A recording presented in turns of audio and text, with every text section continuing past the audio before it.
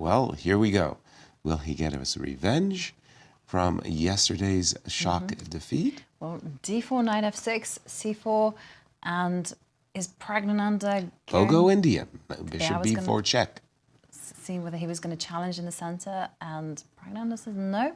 Okay, he blocked the check with the knight, and now he's capturing that knight with the queen. What do we think about this type of position? It's a solid one for black. It's a long theory. I used to enjoy playing the white side of this line of the Bogo Indian.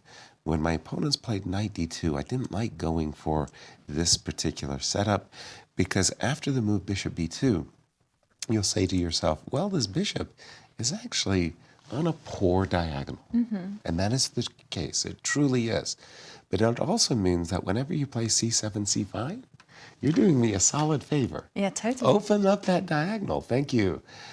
So it means that for black, it's very hard for black to get counterplay in the center based upon c5 and or e5 because you'll do so at the cost of opening up the bishop. Now, bishop e2, I don't think that was a very accurate move by Magnus. Rook c1, rook d1, queen c2, much more common. Bishop e2, and Pragg said, okay, you're losing a tempo. I'll play d takes c5, and you can see that Magnus has played bishop e2 and bishop takes c4. So now there is one critical question to ask. Should I capture on f3 and double the pawns? You're shaking your head. As no. I like to inflict some pawn weaknesses on my opponent, in this case, no, the bishop is beautiful there on the long diagonal. Well, look what he's done. Praggnanandhaa decides to accelerate the play, strike whilst the white king is in the middle of the board. I mean, yes, this bishop on b2 looks very impressive now, but it actually is not participating in anything concrete. You know, black has access to the beautiful e4 square. The queen can centralize, the two rooks can connect. I'm a big fan of connecting rooks. Yeah, of course, we should. We should all aspire to connect our rooks. I'll have to disagree with you, though. That bishop on b2, it's going to be a lurking monster for quite a while. You're right, nothing concrete and immediate. No. Nothing concrete and immediate for white, but there's always, the threat is stronger than the execution. One day when that diagonal is open, it's going to be a big, massive advantage white. We'll see what Pragg is going to do. He's got to do something rather quickly, and he might even be thinking already about moves like b5, bishop takes b5, and queen a5 check as a way of getting some counterplay. If white is allowed simply castles, bring the rooks to the center. Then white has that small edge. Well, he's got the two bishops. Yes. And our predecessors called it a minor exchange. You won. Well, I have a question for you. If you capture on d4, which way are you recapturing? And Praggnanandhaa has gone for it. Bishop takes. And here... And he played after bishop takes some moves. I saw the two. And now the big question is, how are you going to harass these bishops? Well, again, I'm going to play castles and bring my rook to rooks the center. To the center. You're and welcome then to play e5. e5. You're welcome to play e5 if you like. I mean, not immediately. Right, yeah, doesn't matter. After you play e5, I've castled. I'll put my bishop back on b2. My bishop on c4 will be looking pretty good, lurking, if you won't. And your knights won't have really But he's gone squares. for a6, your idea of playing b5 and just asking questions to the light square bishop. But queen b2, setting up a battery on those dark squares. Yeah, and looking to redeploy his bishop back to e2 after the move b6, b5. Not convincing play, but even so, after a little hesitation by Magnus, still like his two bishops. I like the dark square bishop on the long diagonal, and well, okay, here we go. Bishop takes knight. Pawn structure has been crippled somewhat. Yeah, and now queen to e7. Okay, so here's a key moment. Question for ourselves, do we want to allow e5 or not? Personally, I'm castling. getting my king out of danger and allowing e6, e5.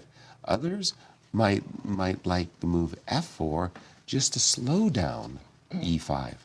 I'm of the f4 idea. You're on the f5. Yes, because I also feel that it's very helpful because this light square bishop doesn't want to be on c4. It actually wants to be on the long diagonal, either on f3, g2, just to protect the king somewhat. And okay, well, Magnus has gone for your suggestion of castling. Sure. And now we've got to accelerate the play, because otherwise, if the happy moves are allowed, then white is going to be comfortably better with the bishop pair. And b5, Bishop e2. bishop retreats, and now I'm expecting e5. And he's done it. Get Bishop. going, yes. There was a big threat, by the way. The threat was to play bishop to b4, so the move knight d5 was well timed. It not only stopped bishop b4, but also attacked the bishop, and Magnus very quickly said, my advantage in the position is the two bishops. I want to preserve them. Bishop a5. And in terms of the clock time, we see that Yes. Pragg is actually lagging seriously behind on the clock.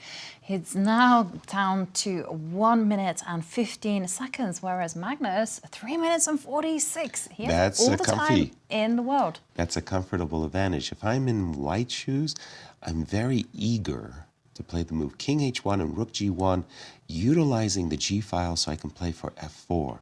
I was wondering about queen h4 for Pragg to post up. He didn't do it, and again, I'm kind of expecting the move king h1 followed by rook g1. Those half-open g files can be useful. Nope. Can rook c1. Playing for the open c file, rook c1.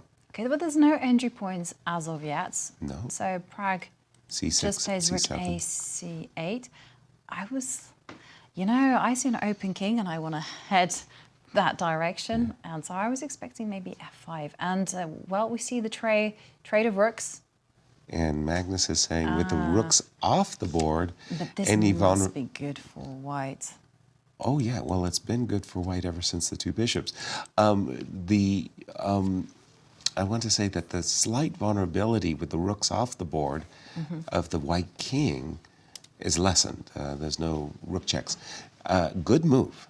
Knight to e7, covering the c8 square. Maybe playing for knight c6 as well. Ooh. And just to update you Please. on some news between Vincent Keimer and Wei Yi. Wei Yi in trouble against Vincent Keimer. That's an alert. So if Magnus wins and Wei Yi loses, We're getting a little tight. 1.5 point difference. The gap could narrow, but it's a 2.5 point gap. That's huge. By the way, queen c7 was a really nice move, and so was a4. Again, that whole point is that when you think about chess in the sense that we're both starting with 8 pawns, over the course of the game, it's natural that we will trade pawns.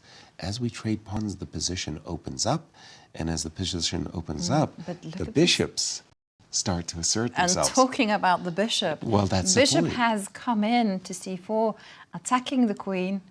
The queen has limited squares to go to on account of those vulnerable knights. Exactly. For example, a move like queen c6 allows queen d8 check, and queen takes 17 seconds, ticking down. versus 2.5 minutes. Pragg goes for the counterattack, knight to d5, probably the best shot. But Counterattack is one way of putting it.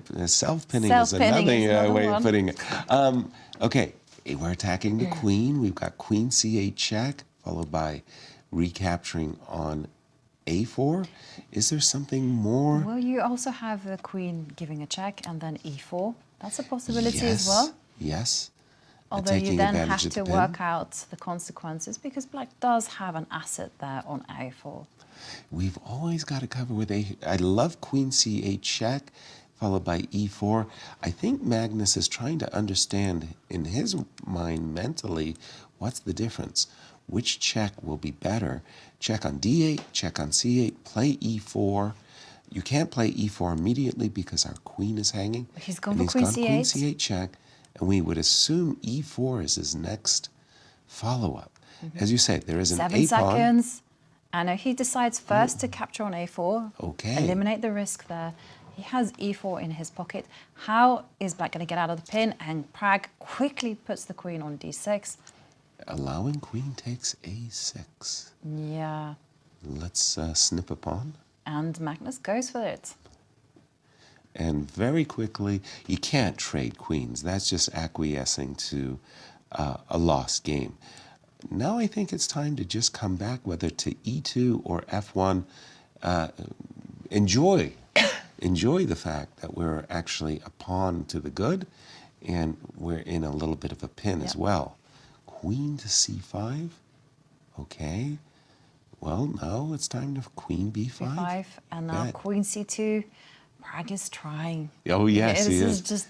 He's in hustle mode. Yes. And knight takes bishop, and Ooh, there Magnus goes a wins pawn. the e5 pawn with check.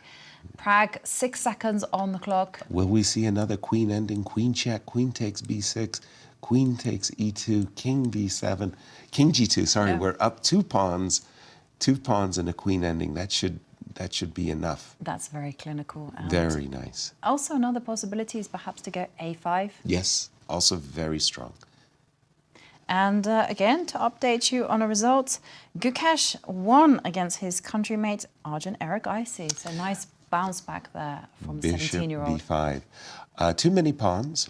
Too many pawns. You like that? That was Very good. my attempt at humor. Too early. Bishop b5. Trying to play good minor piece versus bad minor piece. In other words, dominate the knight. a4, the knight moves quickly to c8. But the white king is completely safe, and this bishop is dominant. And we see a handshake there from Praggnanandhaa. Wow.